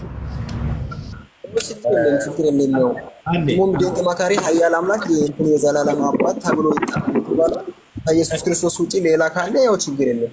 ኖ ለኢየሱስ ነው የሚል ልታወጣ አልቻልክም። በአዲስ ኪዳን ባለቤት ይሄን ለሱ ነው ያለ የለም። እሺ አሁን ይሄ ለኢየሱስ ነው ካልክ አሁን እዚህ ጋር የነበረው አዲስ ኪዳን ላይ እንዴት የተፈጸመው እኮ ሉቃስ ወንጌል ነገርኩህ እኮ። በፈጣሪ እንደነ ሉቃስ አያውቀውም ይሄን ጥቅስ። ገብርኤል መጥቶ እዛ ቦታ ላይ እዚህ ጋር ትንቢት እኮ ነው። ገብርኤል መጥቶ ስለምትወልደው ልጅ ነው የነገራት ወገናችን። እነሆ ትጸንሻለሽ፣ ወንድ ልጅንም ትወልጃለሽ፣ ስሙንም ኢየሱስ ትይዋለሽ ብሎ አለቀ። ቀጠለ። አሁን እዚህ ቦታ ላይ ይሄ ትንቢት ለኢየሱስ ክርስቶስ እንደሆነ ያስቀመጠ አዲስ ኪዳን ባለቤት አለው የለም። አሁን ለኢየሱስ ነው እሺ በሚለው እንሄድና ከዚሁ ጋር ልትጠየቅ ነው። አንዴ መልሰው ወንድማችን እዛው ላይ መልስለት። እዛው ላይ ያውና ሕፃን ተወልዶልናልና ይላል፣ ወንድ ልጅንም ተሰጥቶናል ይላል፣ አለቅነትም በጫንቃው ላይ ይሆናል አለ። ስሙም አለ ምንድን ነው? አሁን እዚህ ቦታ ላይ ስም ነው። ስምና ማንነት ሰማይና ምድር ናቸው። ስሙ በእነዚህ እንደሚጠራ ይጠራል ተብሎ መጨረሻ ላይ ያስቀምጥልህ ነው። በእነዚህ ተጠርቷል ወይ የሚለው ጥያቄ ሊመጣልህ ነው። አሁን ተቀበል። ድንቅ መካር፣ ኃያል አምላክ፣ የዘላለም አባት፣ የሰላም አለቃ። ከመጀመሪያውን ጀምር ኢየሱስ ክርስቶስ ስሙ ድንቅ መካር ተብሎ የተጠራበት አንድ ቦታ አለው ወይስ የለም? ያላ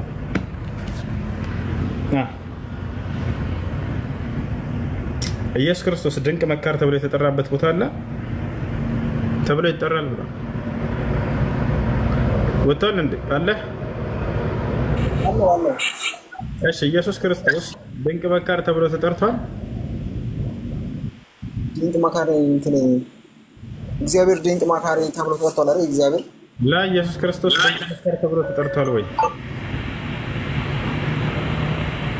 እዚህ ጋር እኮ ድንቅ መካሪ፣ ኃያል አምላክ፣ የሰላም አለቃ የተባለው ኢየሱስ ክርስቶስ ነው። እዚህ ጋር እኮ ነው እንድንልህ ችግር የለውም። ድንቅ መካር ተብሎ ተጠርቷል ወይ ተብሎ ይጠራል ብሎናል አይደለ?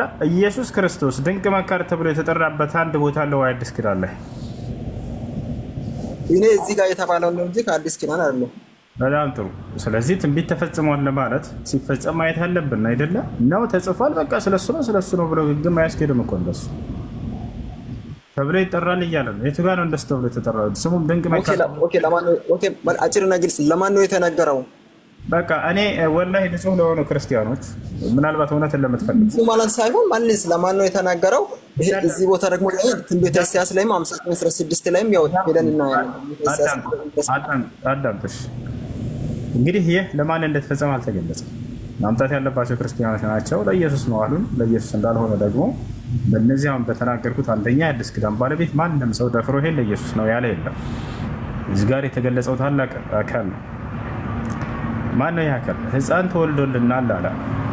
እንግዲህ በነቢያት አንደበት ሕፃን ተብሎ የተገለጸው ማን ነው? ነቢዩ ሙሐመድ ሰለላሁ ዐለይሂ ወሰለም ሙሴ ሲገልጻቸው ቃል በቃል ሕፃን ብሎ የገለጸባቸውን ላሳይህ እችላለሁ።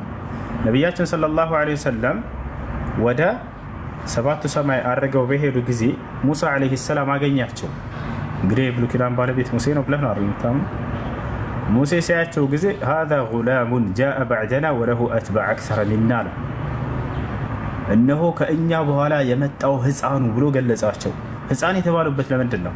ከሁሉም ነብያት በኋላና መጨረሻ ላይ ስለመጡ ሕፃኑ ብሎ ገለጻቸው። እዚህ ጋር የተናገረ ያለው ሙሴ በፋሪውን ቤት ያደገው ስለ ሙሴ ሳይሆን እዛ ጋር የተናገረው ደግሞ ለኢየሱስ ክርስቶስ። እዚህ ጋር የተናገረው ሙሴ በፋሪውን ቤት ነው ያደገው። አዎ ትክክል ነው። ግን እዚህ ጋር የተናገረው ካልክ በቃ ችልቶሽ ለኢየሱስ ነው ካልክ አሳየን። ለኢየሱስ ድንቅ መካር የተባለበትን ቦታ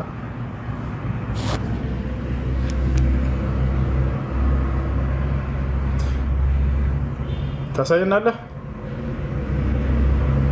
እንት አስረዳ ችግር የለም። ይሄ ግን ለኢየሱስ ክርስቶስ ነው። እኔ ማስረዳት እንችላለን። በቃ አቋረጥኩት። አንተ ለኢየሱስ ነው ካልክ ኢየሱስ በእነዚህ ተጠርቷል ወይ? ማስረጃ አስተንበቀ ያማ አዎ ወንድ ልጅም ተሰጥቶናል። ያው ኃላፊነትን ባጫንቃው ላይ ስሙ ድንቅ መካሪ፣ ኃያል አምላክ እንደሚባል እንዲሁ ደግሞ ሉቃስ ወንጌል 1:31 ላይም ያው እንደዚህ ቃታ ተብሏል። ለማ ሉቃስ ወንጌል ምዕራፍ 1 ቁጥር 31 ላይ ድንቅ መካር እነዚህ የተጠራበት አንድ ቦታ አታገኘውም። የለም እንትን ኦኬ ሉቃስ ወንጌል 1 ላይ 1:27 او 31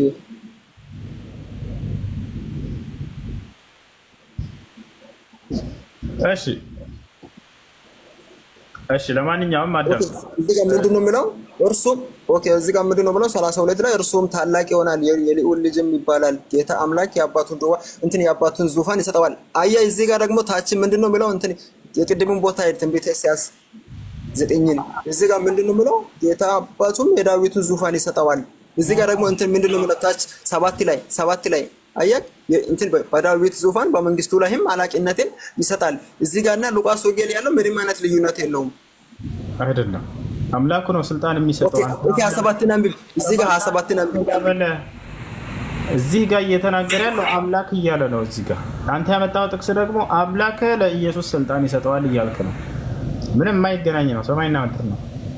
እዚህ ጋር የተናገረው አንድ አይነት ነው። እዛ ጋርም ደግሞ ያለው አንድ አይነት ነው። ገባ? በዳዊት በመንግስቱ ማላቀ እዚህ ጋር ስሙ አምላክ ይባላል እያለ ነው። እዚያ ጋር ደግሞ አምላክ ለኢየሱስ ስልጣን ይሰጠዋል እያለ ነው። እዚህ ጋር 27 ማንበብ ትችላለህ። እዚህ ጋር ደግሞ 7 ማንበብ ትችላለህ። ሄደው ደግሞ ሉቃስ ወንጌል ላይ እንትን 1:32 ላይ የዳዊት ዙፋን እንትን ያረጋል እያለ ይናገራል። እዚህ ጋር ደግሞ በቀጥታው በዳዊት ዙፋን በመንግስት ላይ አላቂነቱ ይበዛል እያለ ይናገራል። ጨረስከሽ? አዎ ጨርሻለሁ። ኢየሱስ ክርስቶስ በዳዊት ዙፋን ላይ ነግሷል አልነገሰም? ማለት ከዳዊት ወገን እኮ ኢየሱስ ክርስቶስ የተወለደው በስጋ በማን ተወለደ? በምን ተወለደ? ከማን ወገን ተወለደ? አይደለም ጥያቄው። አማርኛ ትችልም ከይቅርታ ጋር ኢየሱስ ክርስቶስ በዳዊት ዙፋን ላይ ነግሷል አልነገሰም? ያው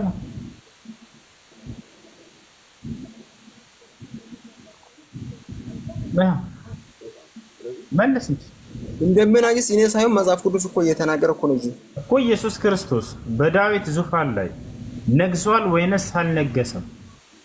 ኦኬ ከዳዊት እንትን ዳዊት ዙፋን ላይ ከኢየሱስ ውጪ የነገሰው አለ? ኢየሱስ ክርስቶስ በዳዊት ዙፋን ላይ ነግሷል ወይንስ አልነገሰም? ነገሰው እኮ መጀመሪያም ከአብ ዘንድ ወጥቼ ወደ አብ ሄዳለሁ ብሎ ሄዶ ዳዊት ዙፋን ማለት ጥያቄ አይደለም። ኢየሱስ ክርስቶስ በዳዊት ዙፋን ላይ ነግሷል። የዳዊት ዙፋን ምን ነበር? የዳዊት ዙፋን ምን ነበር? ዳዊት አማኝ ነው። ዙፋኑማ እንትን መጀመሪያም እንትን ካሱ ኢየሱስ ክርስቶስ እንደሚወለድ ያው ለማናና ያስብ ስለነበረ የዳዊት ዙፋኑ ምን ነበር? ዙፋን ነበር አይደል? ዳዊት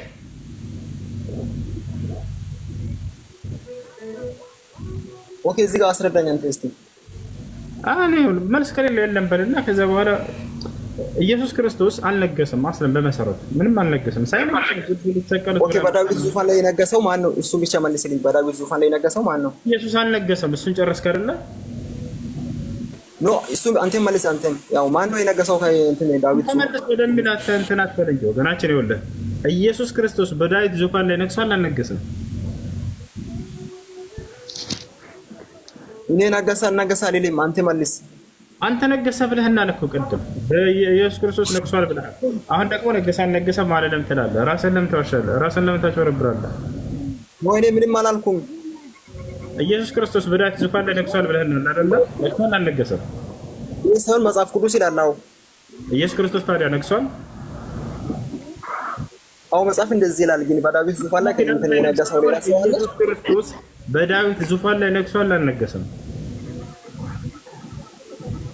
መጽሐፍ ቅዱስ እኮ እንደዚህ ይላል እኮ። በፈጣሪ ይላል መጽሐፉ። እሺ ጎበዝ። ኢየሱስ ክርስቶስ ግን ነግሷል አልነገሰም? ይሄ ትንቢት በእርሱ ላይ ተፈጽሟል አልተፈጸመም? ተፈጽሟል። ኢየሱስ ክርስቶስ ምን አልከኝ? ኢየሱስ ክርስቶስ እንደ ዳዊት ንጉስ ብሎ ዙፋኑ ላይ ተቀምጦ ነበረ?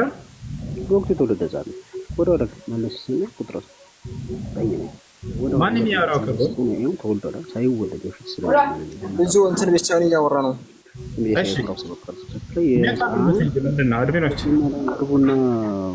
ለመፍታት መልካሙን ለመምራት ሳያውቅ ኢየሱስ ክርስቶስ ንጉስ ሆኖ ነበር ወይ? ልክ እንደ ዳዊት በዳዊት ዙፋን ላይ ተቀምጦ ነበር ወይ? መልስ።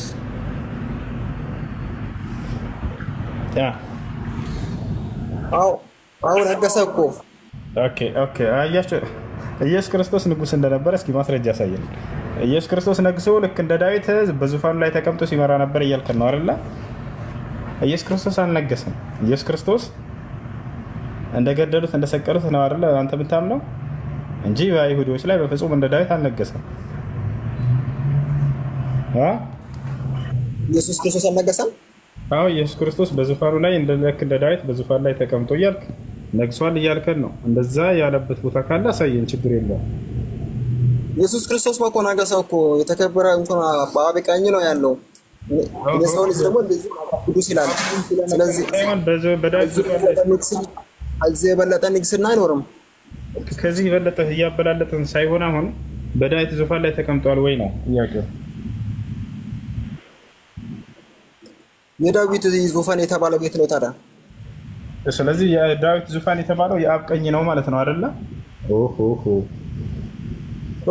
አንተ መልስ እኮ የዳዊት ዙፋን የተባለው በዳዊት ዙፋን ደግሞ የተቀመጠው ማን ነው? ሌላ ተቀምጧል አልከኝና የት ላይ የተቀመጠው ስልህ በአብ ቀኝ ብለህናል አይደለ? አዎ በጣም ጥሩ። ስለዚህ የአብ ቀኝ የዳዊት ዙፋን ነው ማለት ነው። ምናልኩም እንዴ ኢየሱስ ክርስቶስ በዳዊት ዙፋን ላይ ተቀምጧል ወይ ስልህ አዎ ተቀምጧል። የት ነው የተቀመጠው? በአብ ቀኝ አልከኝ እኮ። ስለዚህ የአብ ቀኝ ነበር ከኢየሱስ በፊት ጥያቄና መልሱ ጥያቄና መልሱ የከበደ ሲመጣ አንተ ደግሞ እንደዚህ ከምትል እንደ ቅድሙ ያው አስረዳኝ፣ ችግር የለም። ጥያቄና መልሱ የከበደ ሲመጣ ጎን ጎን ታወራለህ፣ ችግር የለም። አስረዳ።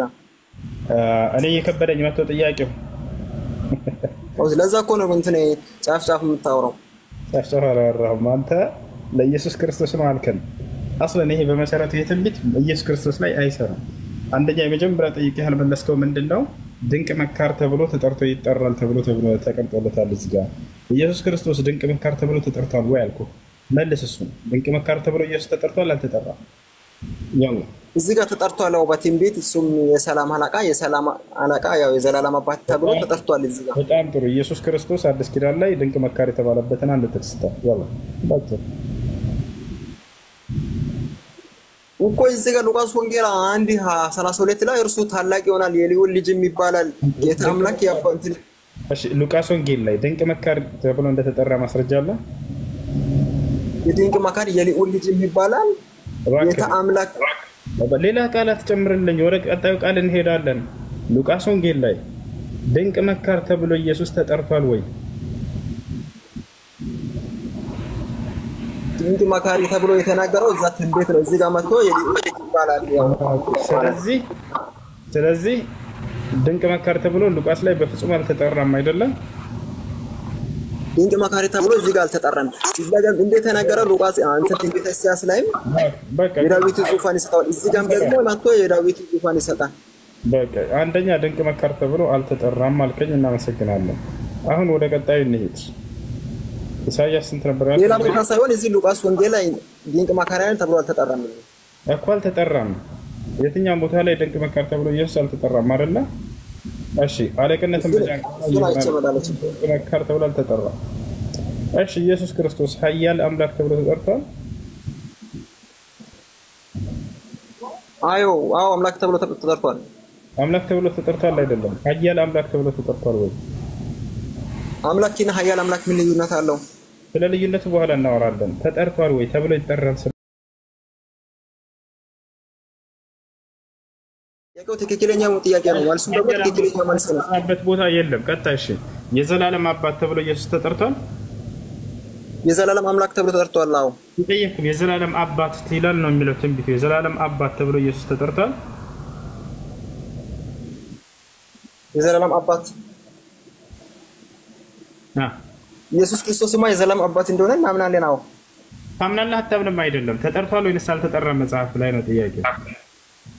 አምላክ አባት እሱ እኮ ምንም አይነት ልዩነት የላቸውም። አባትና አምላክ አንድ ነው። አዎ የዘላለም አምላክ እውነተኛ አምላክና ዘላለም ሕይወት ነው። ያው እሱም አንድ ነው። ምንም አይነት ልዩነት የለውም። አንተ ደግሞ ከዚህ ውጭ ወራንተን ካለ አንተ ታስራዳለች፣ ችግር የለም። የዘላለም አባት ተብሎ ኢየሱስ ይጠራል ብሎናል። አንተ ለኢየሱስ ነው ስላልከን መጠየቅ አለበት። ስለዚህ የዘላለም አባት ተብሎ ተጠርቷል ወይ ኢየሱስ ክርስቶስ? አዎ ተጠርቷል። ማስረጃ እግዚአብሔር የዘላለም አባት ተብሎ ተጠርቷል አይደል? አልጠየቅኩም። ኢየሱስ ክርስቶስ የዘላለም አባት ተብሎ ተጠርቷል። አንደኛ ዮሐንስ መልእክት ምዕራፍ 5 ቁጥር 20 ላይ እውነተኛ አምላክና የዘላለም ህይወትና የዘላለም አምላክ ምንም አይነት ልጅ የለውም። ሀሱ አንተ ተቀበልክ አልተቀበልክ እሱ አንተ ችግር ነው። ግን እውነተኛ አምላክና የዘላለም ህይወት ምንም አይነት ልጅ የለውም። የማትወጡበት ነገር ገባቸው ለኢየሱስ ነው ብላችሁ። ስለዚህ ለኢየሱስ ከሆነ ትጠይቃለህ። ለመጨረሻ ጊዜ የምጠይቅህ መልስ ሲያጡ ጊዜ የራስ ችግር ነው መቀበል ስለማትፈልግ ነው ምናምን ገለበሌ ትላላችሁ። እሺ የዘላለም አባት ተብሎ ተጠርቷል ወይ ኢየሱስ? አልተጠራም። አሁንም ማለት ነው የሰላም አለቃ ተብሎ ተጠርቷል ኢየሱስ? የመጨረሻ አዎ ሰላምን የሚሰጣቸው እኔ የምሰጠው ሰላም ዓለም የሚሰጥ ዓለም የሚሰጥ ሰላም አይደለም ማለት ሰላም ዓለም የሚሰጥ ሰላም ሳይሆን እሱ የሚሰጠው ሰላም ትክክለኛ ሰላም ስለሆነ ጠይቁም። እሱ ትንቢቱ ላይ ያለውን እባክህን ይኸውልህ ተብሎ ይጠራል እያለ ነው። የሰላም አለቃ ተብሎ ተጠርቷል ኢየሱስ ወይንስ አልተጠራም? በቃ እንትን ጥያቄው ከበደብኝ መሰለኝ። በጣም ይቅርታ። ኦኬ አስረዳ አንተ ያ ሁሉም ሰው እንዲሰማ እዚህ ጋር 1500 ሰው አለ። አስረዳ ችግር የለም። ጥያቄው እኮ ለአንተ ስለከበደ ማለት ነው። አሁን ላስረዳህ። እሺ አንድ ሳስረዳህ ባጭሩ ይህ ስለ ኢየሱስ አይደለም ራስ እንደመሰከርከው እዚህ ጋር ተብሎ የተገለጸው አሁን አንተ የምታስረዳው እዛ ጋር ኢሳይያስ 9 ላይ ያለውንና ሉቃስ ወንጌል 1 ላይ ያለው ሁለቱንም ነው የምታስረዳው። እሺ ሻሃዳ መያዝ ይፈልግ ሰው አንዴ ሰላም ይሰማቸዋል?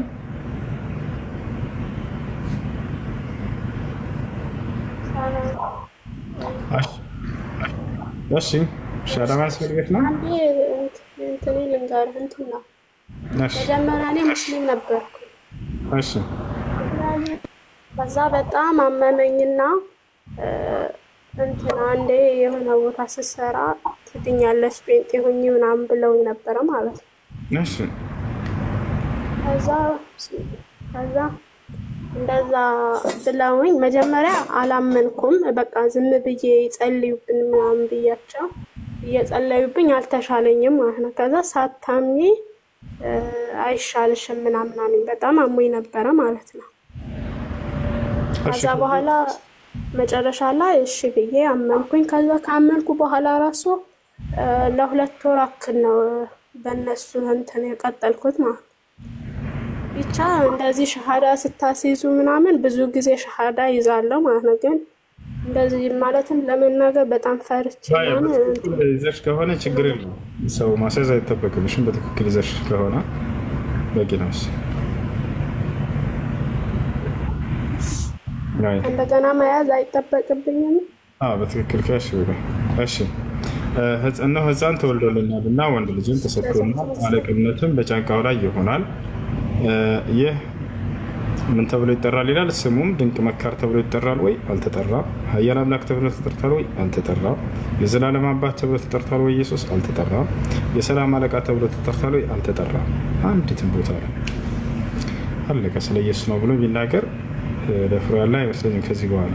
አንደኛ ይሄ ነው። ሁለተኛ የአዲስ ኪዳን ባለቤቶች የትኛውም ትንቢትን እሱን ብቻ ለማን ነው የተናገረው? እሱን መልስ። ለማን ነው የተናገረው? አልተገለጸም። ከተገልጿል ያለ ክርስቲያን ካለ ማምጣት ነው ያለበት። ስለዚህ እዚህ ጋር የተናገረው ትክክለኛ ስለ ኢየሱስ ክርስቶስ ነው። አልተገለጸም ብለህ አንተ ያው ላለማቀበል ብለህ ነው እንጂ የተናገረው ለኢየሱስ ክርስቶስ ነው። አረና ጥብ ለኢየሱስ ክርስቶስ እንዳልሆነ ራስህ አስመሰከርኩህ ባንደበት ነው። እኔ አላስመሰከርኩም። ያው ድንቅ መካር ተብሎ ተጠርቷል። ላለማቀበል ብለህ ያው ጎን ጎን የምትለው አንተ ነህ እንጂ እኔ ኢየሱስ ድንቅ መካር ተብሎ ተጠርቷል።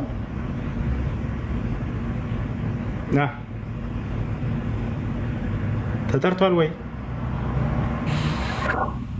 ድንቅ መካሪ አልኩ እኮ እኔ ሁሉም ጨርሻለሁ ባኔ በኩል።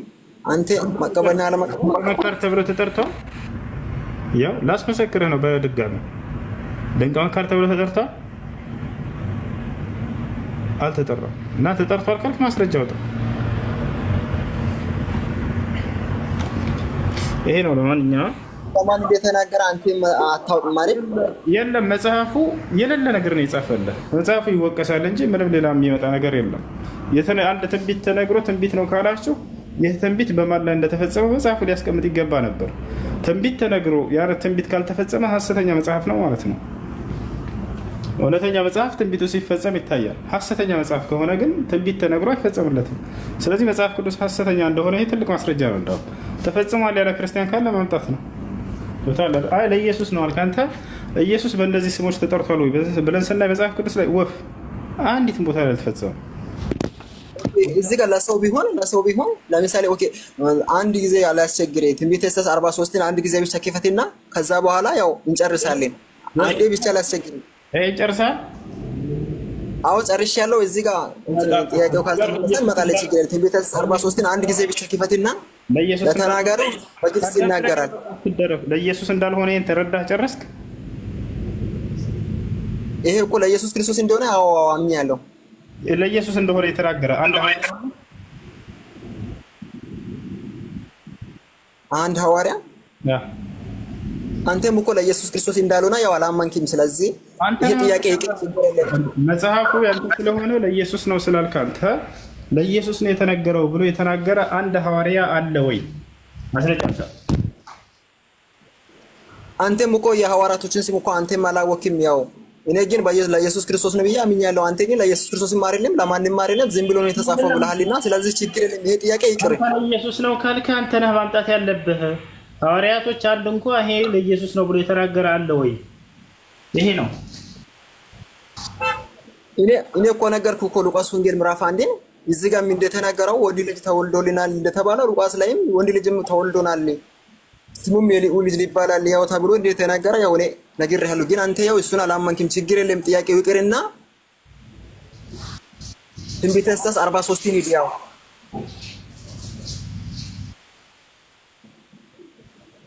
ያው ዳክ መሃል መሰለኝ እንትን ታችም ያላችሁ ግን በጣም ይቅርታ። ያው ከዚህ በፊትም አንዳንድ ቦታ ካስቀየምኳችሁ ያው በጣም ይቅርታ። ከዚህ በኋላ እንትን ያው አልሳደብም። ያው ሁላችሁም ይቅርታ ብያችኋለሁ።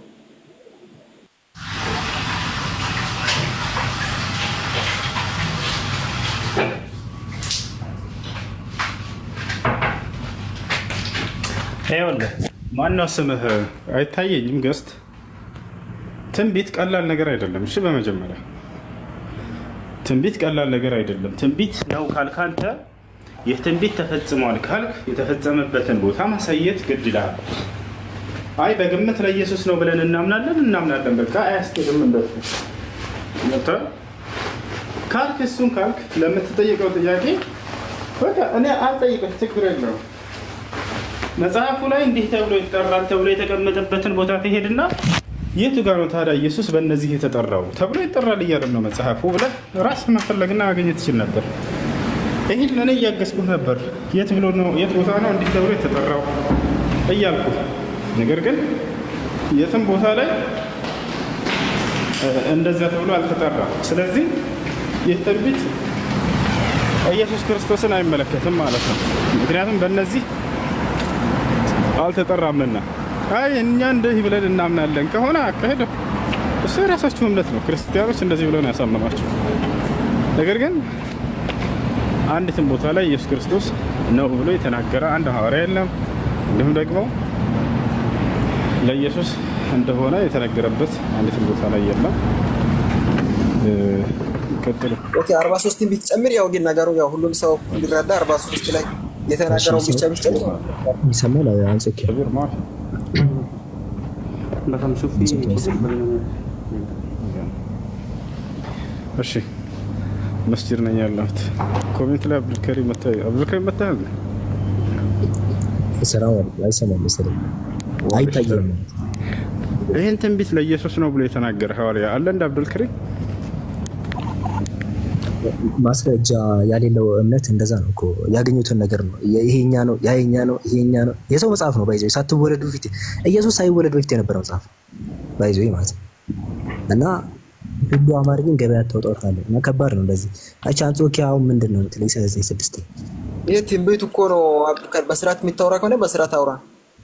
እሺ ትንቢት ነው ግን ትንቢት ነው። ኦኬ እዚህ ጋር የተናገረው ትንቢት ለኢየሱስ ክርስቶስ አይደለም ለሙሴ ነው ወይም ለአብርሃም ነው የተናገረው ብለህ እስቲ ማስረጃ ሳይ አንተ ራስህ። እኔ ለኢየሱስ ክርስቶስ ነው የተናገረው ብያለሁ፣ አንተ ደግሞ ለኢየሱስ ክርስቶስ አይደለም ለአይከሌ ነው የተናገረው ብለህ ማስረጃ ሳይኝ። አንጾኪያ ይሰማሃል? በደንብ ይሰማል። አዎ ካንተ ጋር አሁን መንገድ ላይ መሄድ በጣም አስቸጋሪ ነው። የምታየው ቤት ሁሉ የኔ ነው ልትል ነው። ያየው ቤት በአጠቃላይ ማለት ነው። ይሄ ቤት የኔ ነው፣ ያ ቤት የኔ ነው፣ ይሄ ቤት የኔ ያ ቤት እንደዛ ነው የምትሆንበት። የኔ ነው ቤቱ ካልክ ቀጥታ ይዞታ ማረጋገጫ ነው። ኢሳይያስ 9:6 ለኢየሱስ ነው ያስባለ ምንድነው? በቃ ቀጥታ ለኢየሱስ ነው ያልከው ምንድነው ማስረጃ? ኦኬ አንተ አይደለም ሌላ ሰው ነው የተናገረው ብለህ ማስረጃ አሳይን። ሰውንም ደግሞ አሳይን ስም እንዴ አንተ በቃ የኔን አንተ እኮ ኢሳይያስ 9:6 ስንታነብ ይሄ ለኢየሱስ ነው ለኢየሱስ ነው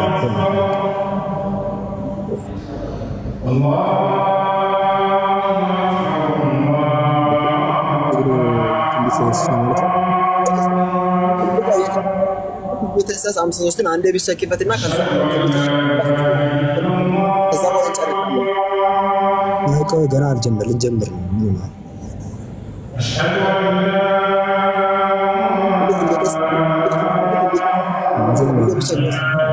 ኢየሱስ ነው የሚባለው ራሱ ሳይሰፍርስ ባይዘው ምንም የሚፈጥረው ለውጥ የለም። ኢየሱስን ወዴትም አያንቀሳቅሱም ነው ኢሳይያስ ለኢየሱስ ነው